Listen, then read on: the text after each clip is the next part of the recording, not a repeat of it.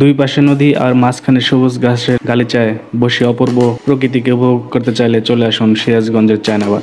যদিও এখন এক পাশে নদী আছে আর এক পাশে চর জেগেছে, তাই এখন দুই পাশে নদী বলা যাবে না। আর এই চায়নাবাদটি সিরাজগঞ্জ জেলা শহর থেকে মাত্র 2 কিলোমিটার দূরে বাংলাদেশ পানি উন্নয়ন বোর্ড যমুনা নদীর কোলে এই বাঁধটি নির্মাণ করে।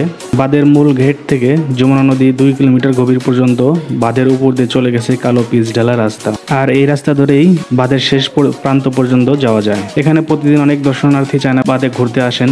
এখানে এসে সত্যি খুব সুন্দর একটি বিকেল কাটালাম। এখানকার আশেপাশের পরিবেশ উপভোগ করতে খুবই ভালো লাগছে। অসীম আকাশের সাথে নদীর জলের গভীর মিতালিতে তৈরি চারপাশের অপূর্ব প্রাকৃতিক পরিবেশ, সাথে যদি হয় একটু নৌকা ভ্রমণ, তাহলে সুন্দর একটি বিকেল আপনি উপভোগ করতে পারবেন। এবার আসি আমরা এই চায়নাবাদে কিভাবে আসবো। আমরা যদি ঢাকা থেকে আসি তাহলে সিরাজগঞ্জের উদ্দেশ্যে যে কোনো উত্তরবঙ্গগামী যে কোনো বাসে সিরাজগঞ্জ রোড অথবা কড্ডার মোড় নেমে চায়নাবাদে যেতে পারবেন। আর যদি আমরা ট্রেনে আসি সেক্ষেত্রে ক্যাপ্টেন মনসুর আলী স্টেশনে আপনাকে নামতে হবে, তারপর রিক্সায় করে চায়নাবাদে আপনি যেতে পারবেন।